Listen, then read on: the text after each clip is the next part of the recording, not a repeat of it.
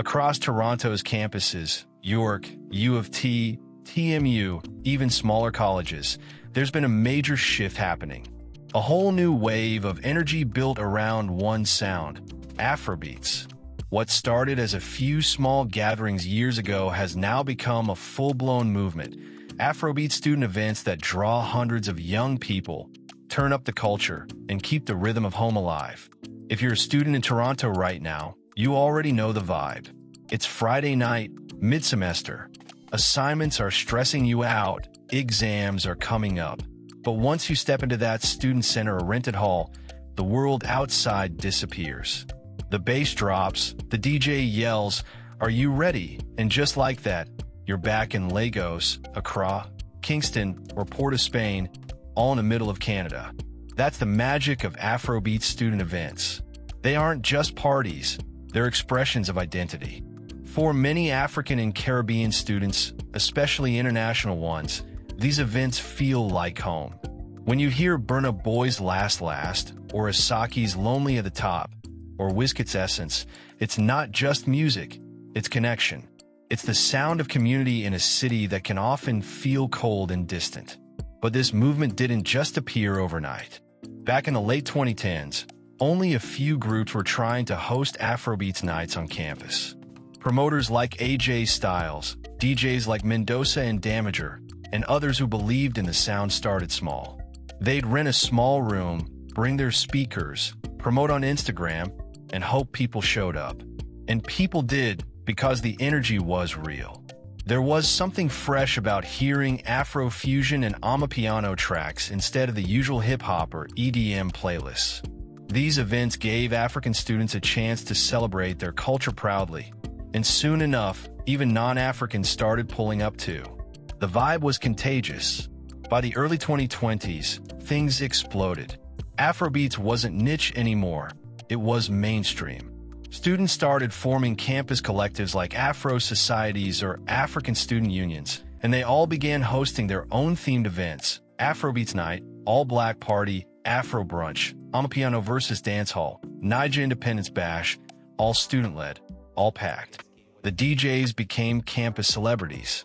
DJ Mendoza spinning at York U events, DJ Magic Flows lighting up downtown after parties, DJ Havel blending Amapiano and Afropop effortlessly. They became the heartbeat of student nightlife. Everyone knew if a certain DJ was playing, the event was certified vibes. And that's when you start to see the evolution. It's no longer just parties.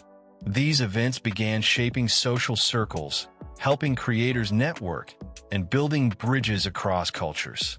African, Caribbean, South Asian, and even Latin students started showing up, united by the rhythm. Because that's what Afrobeats does best, it breaks barriers. The visuals are something else too. The fits? Always top tier. Guys showing up in their cleanest drip, girls stepping out like it's Lagos Fashion Week. The energy is always unmatched. You see Ankara prints, durags, braids, dreads, gold chains. It's culture on full display. But what really makes Afrobeat student events special is the community spirit. Everyone's there to have a good time, but also to belong. You'll hear people shouting lyrics together, hyping each other up on the dance floor. Recorded clips for Instagram with that one friend screaming in the background. Those memories last long after graduation. Some events even go deeper than just nightlife. They become platforms for performance and creativity.